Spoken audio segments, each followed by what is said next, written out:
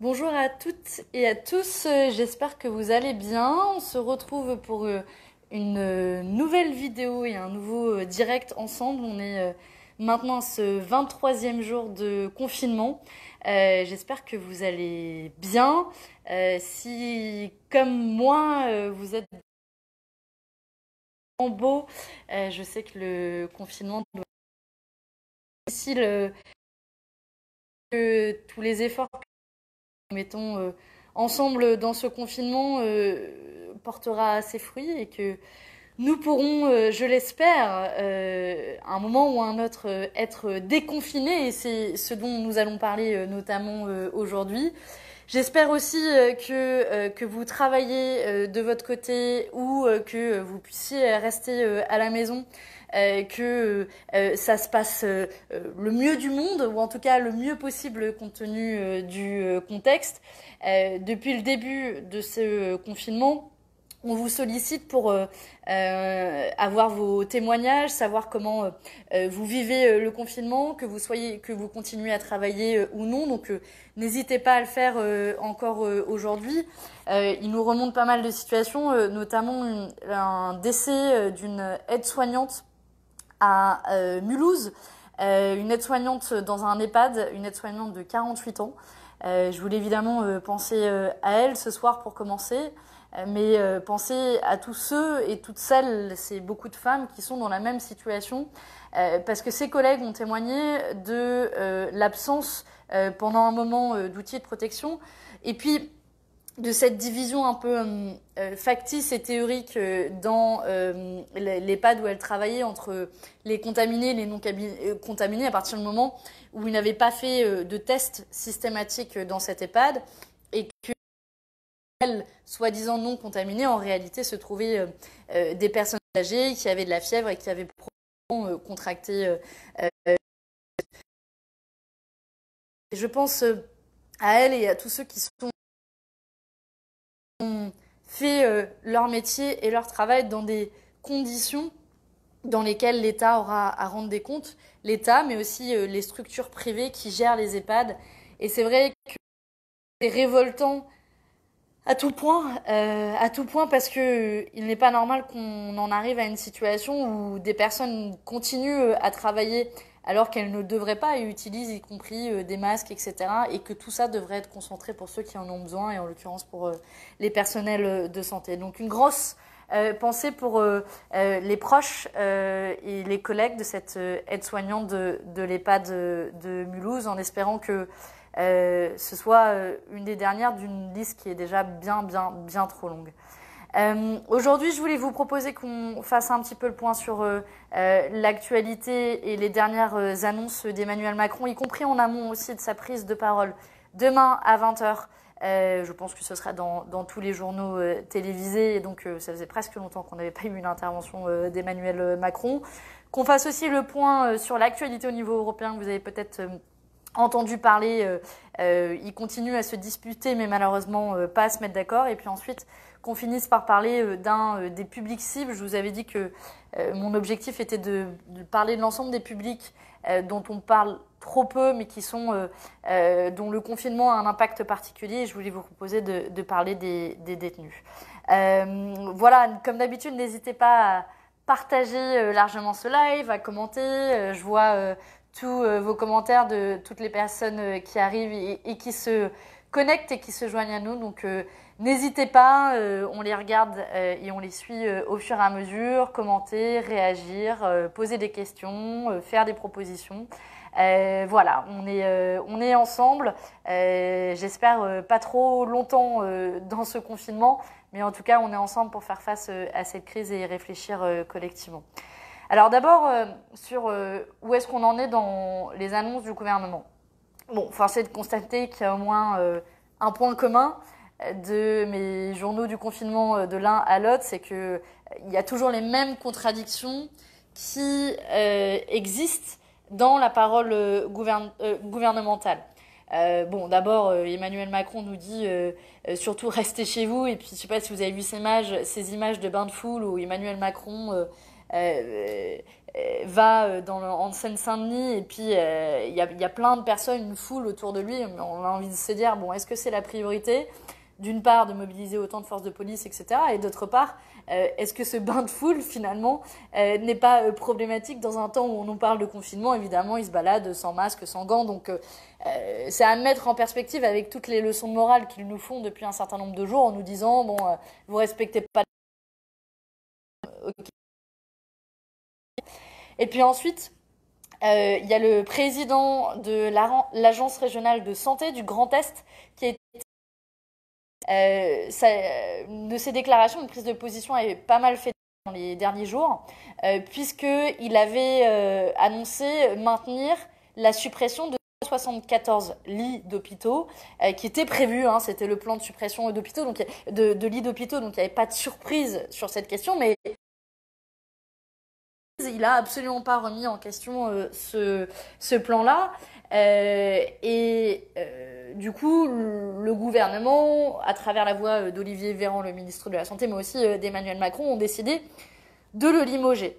Donc j'en déduis que le gouvernement n'est pas à l'aise avec les suppressions de lits d'hôpitaux dans les hôpitaux. Très bien, nous non plus.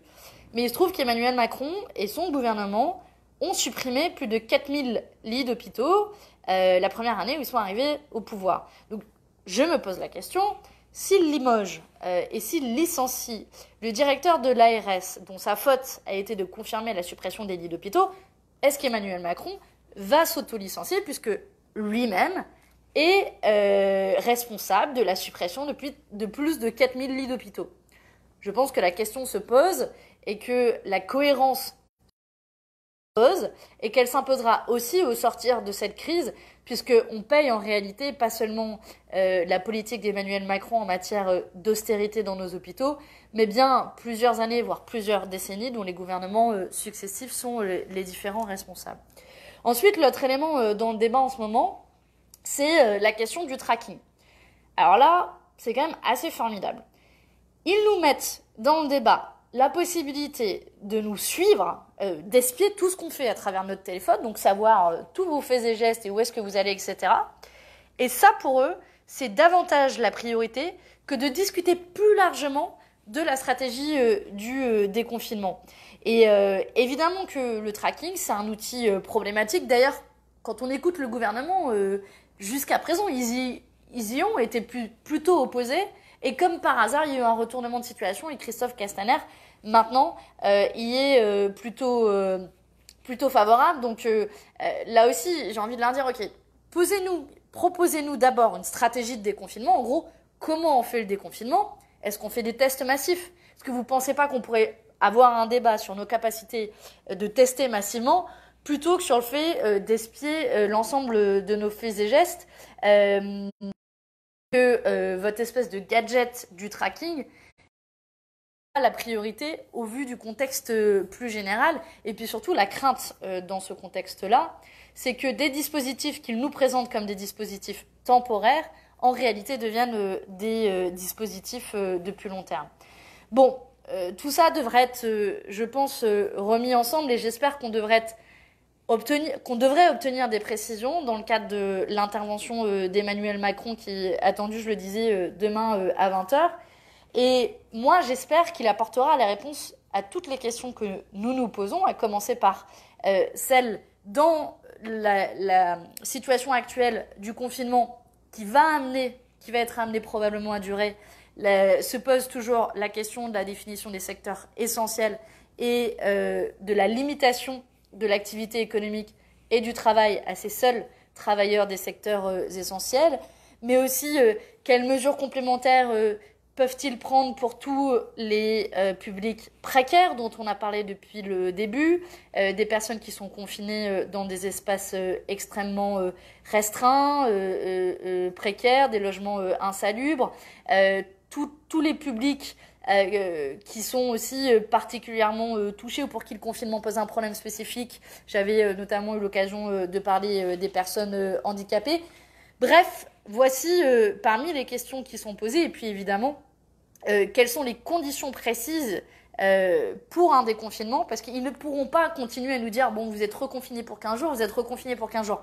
Moi, je veux bien être confinée si c'est de salubrité publique, si ça permet de lutter contre la maladie. J'espère que on va commencer à toucher les bénéfices du confinement. Mais ce confinement n'aurait servi à rien si, vous continuez à faire travailler des salariés qui n'ont pas besoin d'aller travailler dans des secteurs qui ne sont pas essentiels, et si, vous ne nous mettez pas clairement sur la table les conditions du déconfinement. Dites-nous très clairement, c'est vous les spécialistes, dites-nous, est-ce qu'il faut tester systématiquement? Les personnes qui sont testées positives, est-ce qu'elles sont mises à l'abri? Si elles sont mises à l'abri, où? Est-ce que vous mettez à disposition des hôtels? Est-ce que vous mettez à disposition des masques pour l'ensemble des personnes qui sont déconfinées? Si oui, comment vous les produisez? Est-ce que vous réquisitionnez enfin des entreprises? Voilà des questions concrètes sur lesquelles j'espère qu'on aura des réponses. Frédéric qui réagit en disant pas de test, pas de confinement sécurisé, je suis complètement d'accord. Tant qu'on n'a pas une notion claire de qui est contaminé ou pas, parce que par exemple, il faut qu'à peu près 60% de la population ait des anticorps pour que, en gros, la maladie recule et qu'on ait véritablement vaincu sachant qu'aujourd'hui, on navigue à l'aveugle, en fait. Et dans la bataille qu'on mène, aujourd'hui, c'est comme si on bataillait les yeux bandés.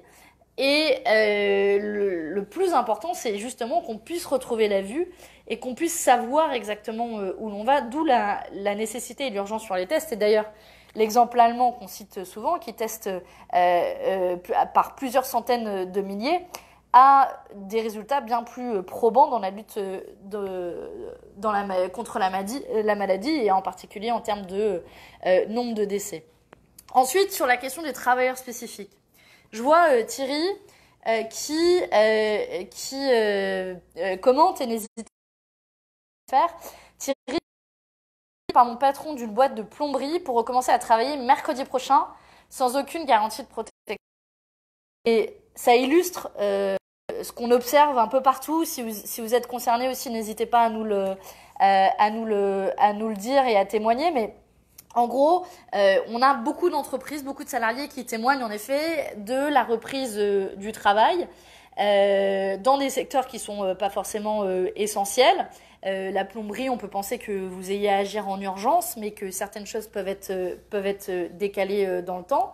Et puis surtout aussi, ce qu'on observe, c'est que avec le dispositif de chômage partiel, qui était évidemment nécessaire, si vous arrêtez les gens qui travaillent, vous devez les rémunérer. Le fait que l'État les rémunère, c'est une bonne chose. Mais que énormément d'entreprises, en fait, en abusent, c'est-à-dire qu'elles vous mettent au chômage partiel, qu'elles vous déclarent en tant que salarié comme chômeur partiel, mais qu'après elles vous font du chantage pour vous demander de continuer à travailler. Ou alors, de manière un peu plus subtile, vont vous déclarer par exemple à 50% au chômage partiel et vont vous faire travailler intégralement. Ou alors vont vous déclarer que vous êtes censé être au chômage partiel à 90% et en réalité vous ne l'êtes qu'à 50% et vous travaillez la moitié du temps. Ce qui permet aux entreprises de gagner sur vos salaires et en plus d'avoir une exonération de charges et de cotisations patronales et même d'impôts. Et donc cette stratégie-là, je pense qu'il faut extrêmement vigilant. Les syndicats ont commencé à se mobiliser. Je pense que c'est salutaire. N'hésitez pas à témoigner. La CGT a mis en place un site qui s'appelle Lutte Virale. N'hésitez pas aussi à nous envoyer vos témoignages, en particulier si vous travaillez dans des grandes entreprises. On l'observe un peu à tous les niveaux. Quand on a regardé sur des petites comme des très grandes entreprises. Et en fait, ça perd toute l'utilité du dispositif à plusieurs niveaux. D'un, parce que en fait, vous continuez à faire travailler des gens qui ne devraient pas travailler, donc vous les mettez en danger. Ça limite l'efficacité du confinement, donc on en aura potentiellement pour plus longtemps pour le confinement. Deux, ça coûte plus cher à l'État et ça permet aux entreprises de continuer à jouer sur les deux tableaux, en fait, à jouer du côté du tableau de l'État et à jouer du côté de leur activité économique. C'est pour ça qu'il faut être extrêmement vigilant et que les inspecteurs du travail aussi jouent leur rôle. Et puis dans la reprise progressive du travail, il faut fixer là aussi des conditions très précises, en concertation avec les syndicats. Par exemple, on peut lister des travailleurs à risque qui peuvent revenir plus tard. On peut penser à des personnes, ceux qui sont plus âgés ou qui ont des facteurs de comorbidité comme du diabète. On peut aussi penser à une réorganisation du travail au sein de l'entreprise en fonction de l'organisation géographique. On peut aussi penser à des sas de décontamination comme ça se fait dans certaines entreprises. Bref, il y a des dispositions qui peuvent être mises en place, mais là aussi, il faut une approche réfléchie, concertée et surtout anticipée. Parce que c'est bien ce dont le gouvernement a manqué jusqu'à présent. Il y a plusieurs commentaires sur le sujet du travail. Kevin qui dit « Moi, je travaille dans le bâtiment et construire des maisons, c'est nécessaire. » Alors, c'est nécessaire en temps général, mais c'est pas urgent. Et que là aussi, demain, nous faire la leçon de morale en disant « Vous respectez pas le confinement » et dans le même temps, nous dire en fait, il faut que vous, par exemple, ouvriez dans le bâtiment à construire des maisons, vous continuez à travailler ou vous repreniez le travail.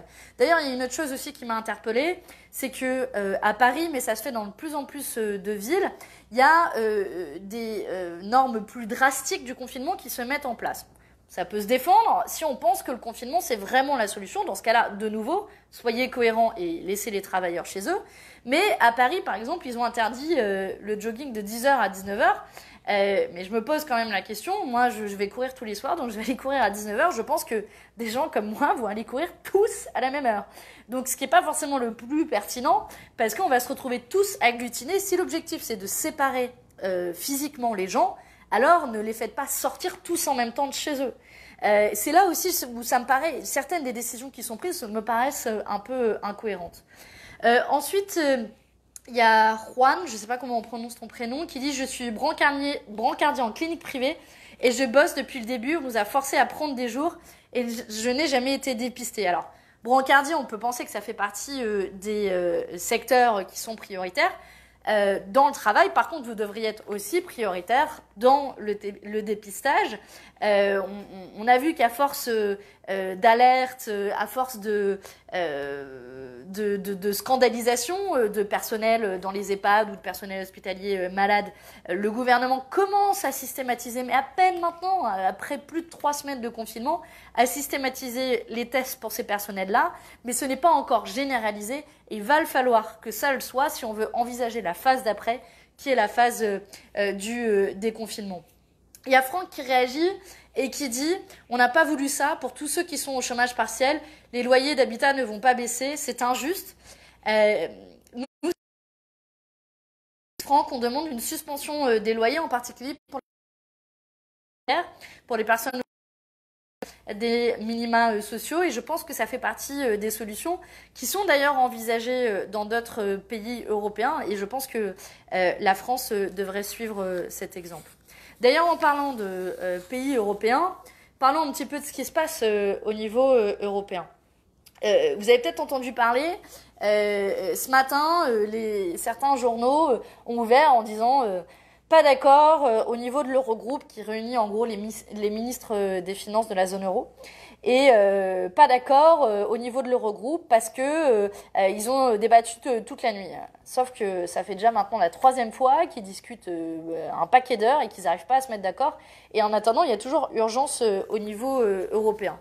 Et cette situation illustre un petit peu l'ordre dispersé avec laquelle l'Union européenne jusqu'à présent approche la crise. Il y a dans cette discussion, à la fois le fait que certains États du nord de l'Europe ne voulaient pas être solidaires vis-à-vis des États du sud. C'est le cas particulièrement des Pays-Bas, mais aussi des États comme l'Allemagne, alors que bon, l'Espagne et l'Italie, ils n'ont pas demandé à être touchés en priorité par ce virus, et que je pense que si la solidarité devrait exister, c'est bien maintenant. Et l'autre point de blocage, c'était sur la volonté de ces États du nord de l'Europe d'imposer des conditionnalités aux États du Sud.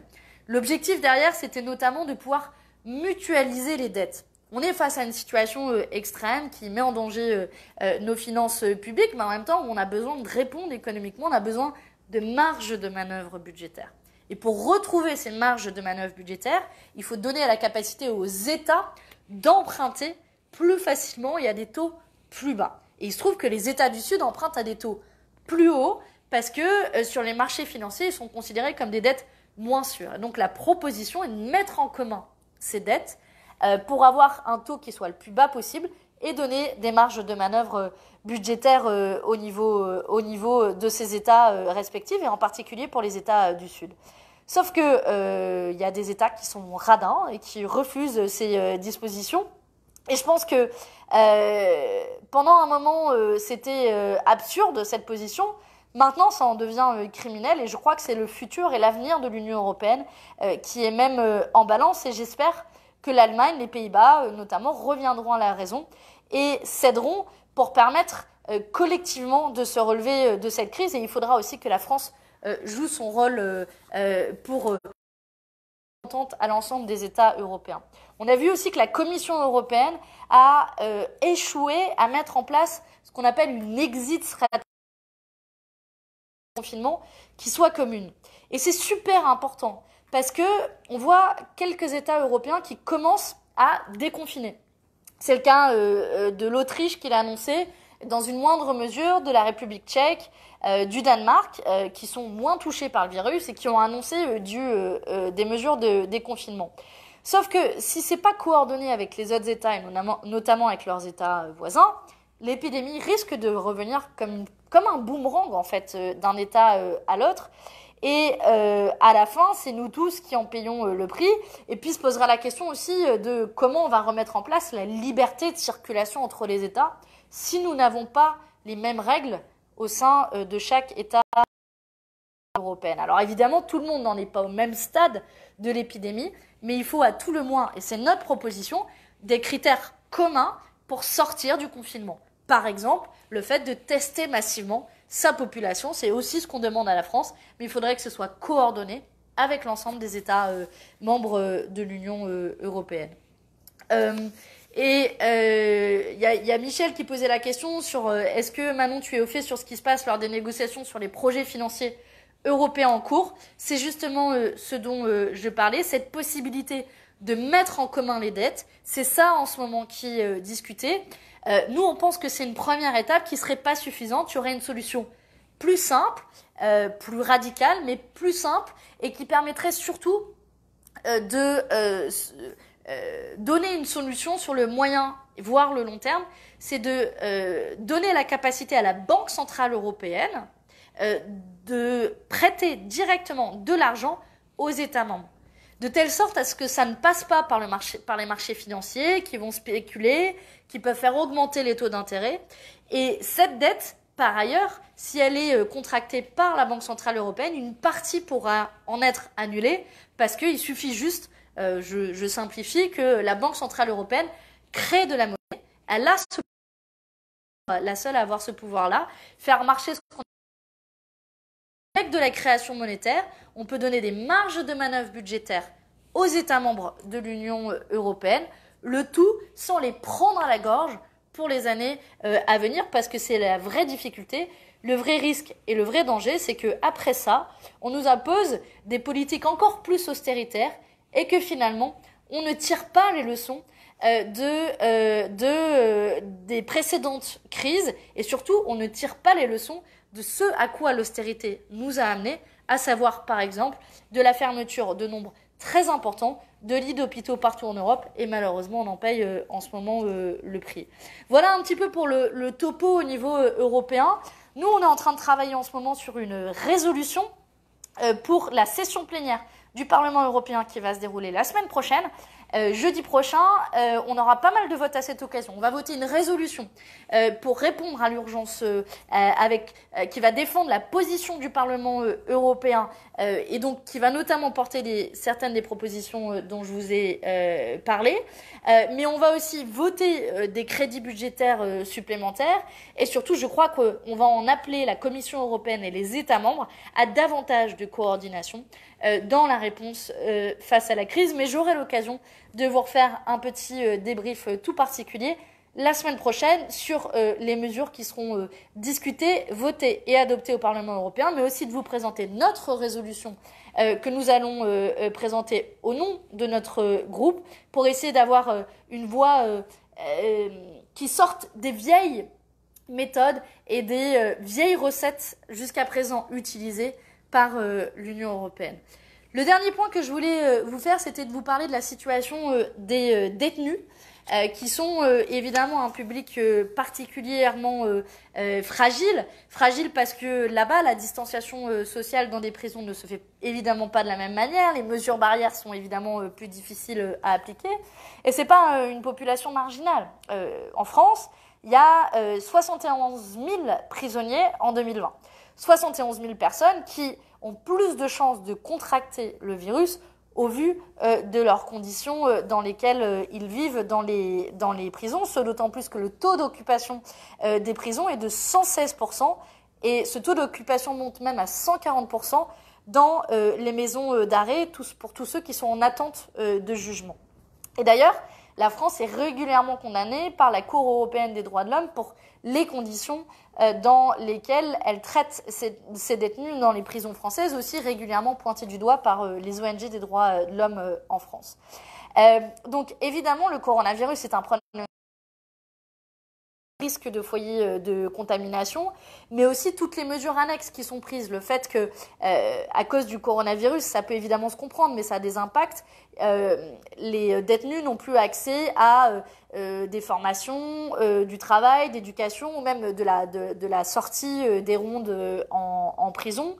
Et c'est une forme de bol d'air pour les détenus, ce qui crée d'ailleurs derrière des tensions entre les prisonniers et les gardiens, et ce qui peut conduire à des tensions incontrôlables. Ça a été le cas notamment en Italie, avec des mutineries qui ont entraîné la mort de 12 détenus et blessé 40 surveillants. En France, si on revient en France, plus spécifiquement, pour le moment, on a décompté 19 établissements pénitentiaires qui sont touchés, où il y a des cas de coronavirus avérés, mais en réalité, il y a des centaines de détenus qui sont suspectés d'avoir le coronavirus et qui ne sont pas testés ni forcément mis à l'abri ou mis dans une quarantaine spécifique. Jusqu'à présent du gouvernement, ça a été de dire que d'essayer de libérer des détenus qui étaient uniquement pour les détenus qui étaient en fin de peine, pour des peines très courtes de moins de 5 ans, et à qui il restait moins de 2 mois. Ça fait à peu près entre 4 000 et 5 000 détenus qui ont été libérés, alors que en fait, il en faudrait beaucoup plus pour que les détenus vivent dans des conditions à la fois de salubrité et qui leur permettent de limiter la contamination du virus. Il faudrait environ 10-11 000 libérations. J'insiste là-dessus parce que quand on parle de libération, on ne dit pas que il faut libérer du jour au lendemain des tueurs en série qui en ont encore pour 20 ans de tôle, parce que c'est ce que Marine Le Pen et évidemment plus la majorité des délinquants qui ont pris des peines de prison lourdes ne peuvent pas être raison d'avoir pris ces peines de prison lourdes. Mais il y a dans les prisons énormément de personnes qui sont notamment par exemple en détention provisoire et qui sont présumées innocentes, et en fonction des délits dont ces personnes sont suspectées, on peut imaginer de les relâcher sous contrôle judiciaire pour libérer au moins les maisons d'arrêt. Et là-dessus, le gouvernement a fait tout l'inverse, puisqu'ils ont au contraire prolongé sans débat la possibilité des détentions provisoires, ce qui pose un recul en matière de liberté fondamentale assez inédit, d'ailleurs jamais vu depuis plusieurs siècles, et qui est problématique évidemment la justice et ne traite que les affaires qui sont prioritaires. On peut aussi envisager des voies de grâce et d'amnistie par cas, mais dans tous les cas, il faudrait étendre les critères aux détenus qui sont à quelques mois de leur sortie pour permettre de libérer ou de diminuer la pression, en tout cas, sur les prisons. L'autre enjeu, c'est aussi la communication envers ces détenus qui vivent dans des conditions difficiles, qui n'ont pas accès à toutes les informations sur l'épidémie, et de pouvoir les mettre en lien avec des interlocuteurs, des psychologues, notamment, qui peuvent les encadrer, les rassurer, mais aussi faire jouer la solidarité face à l'épidémie.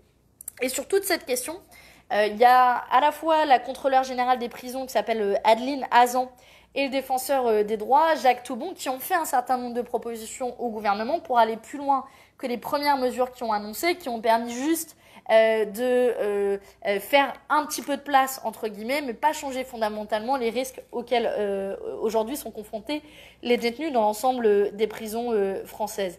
Je pense que l'objectif, c'est d'avoir une approche qui est pragmatique et qui est nécessaire pour passer cette crise. Crise qui illustre une réalité qui est problématique d'habitude et qui illustre plus généralement ici les problèmes de notre système judiciaire, de la surpopulation carcérale, des conditions dans lesquelles les détenus sont détenus, des délais de jugement dans la justice. Bref, ces questions auxquelles il faudra s'atteler post-crise du coronavirus et qui, une fois de plus, démontre la nécessité de construire le monde d'après, puisque la crise met les réalités à nu, autant changer ces réalités post-crise du coronavirus. Et c'est pour ça que les enseignements que nous tirons en ce moment seront importants à s'appuyer, sur lesquels on devra s'appuyer dans le futur pour que cette situation n'arrive plus, parce que évidemment, nous continuerons à être à la merci de tels dangers, que ce soit le coronavirus ou même, c'est un peu une répétition générale face au changement climatique. Voilà un petit peu ce que je voulais vous raconter aujourd'hui. Et j'espère que vous allez vous porter bien. Je vois qu'il y a plusieurs commentaires, notamment sur la partie de la dette. Je sais que la dette pose souvent question, mais l'objectif derrière, Marcel, pour te répondre, régler le problème de la dette, c'est quand même un enjeu important, parce que derrière, c'est donner les capacités d'investir aux États membres de l'Union européenne, d'investir notamment dans leur système de santé. Et que demain, oui, il faudra investir massivement dans nos hôpitaux, mais pas que. Il faudra investir aussi pour relancer la machine économique. Et pour ça, alors, il n'y a pas d'argent magique, mais en même temps, on a la capacité, notamment via la Banque Centrale Européenne, de pouvoir faire marcher la planche à billets, d'annuler une partie des dettes et de donner les capacités, les leviers budgétaires aux États, d'où les propositions que nous portons. Et je pense qu'ils sont les plus réalistes au vu de la situation, parce que la ligne qui consisterait à continuer comme avant et nous imposer encore plus d'austérité nous emmènera encore plus bas dans ce cercle vicieux. Voilà en gros ce que je voulais vous dire pour aujourd'hui. Portez-vous bien. Je sais que c'est un long week-end de Pâques normalement, où on aimerait bien être aux côtés de ses proches, être aux côtés de sa famille. On aimerait bien aussi en profiter pour prendre l'air au vu du temps. J'espère que tout ça n'est que partie remise et qu'on aura l'occasion de fêter tôt ou tard ce déconfinement. Et j'espère aussi que le gouvernement apportera des réponses que nous... Je vois juste un dernier commentaire de Jean-François qui dit « Possibilité d'une commission d'enquête européenne sur la gestion de la crise par la France, maintien des élections municipales, non mise en place des moyens pour protéger la population, etc. » Alors les possibilités de commission d'enquête sont assez limitées au niveau européen. Elles sont aussi limitées d'ailleurs au niveau français. Il y a une forme de commission d'enquête qui s'est montée au niveau de l'Assemblée nationale, mais du coup nous on a décidé à la France Insoumise de monter notre propre commission d'enquête qui touche à la fois aux questions françaises et aux questions européennes. Et on a régulièrement des spécialistes. Tous ces travaux feront évidemment l'objet. À la fois les auditions sont publiques et le rapport sera public. Et notre objectif est en effet de demander des comptes, non pas pour pointer du doigt, non pas parce qu'on aime dire c'est mal, mais pour tirer les leçons et pour à la fois qu'on soit préparé aux futures crises et pouvoir reconstruire après cette crise. Donc c'est bien notre objectif et nous allons continuer ces travaux dans les prochaines semaines et on ne manquera pas de vous faire un petit débrief. Voilà pour moi aujourd'hui. Portez-vous bien, prenez soin de vous. Comme d'habitude, n'hésitez pas à partager ce live le plus largement possible. Et puis moi, je serais ravie de vous retrouver, soit vendredi, soit en début de semaine prochaine, en fonction de l'actualité. Et je pense très très fort à vous. Allez, prenez soin de vous et courage à tous ceux qui sont au front, on pense fort à vous.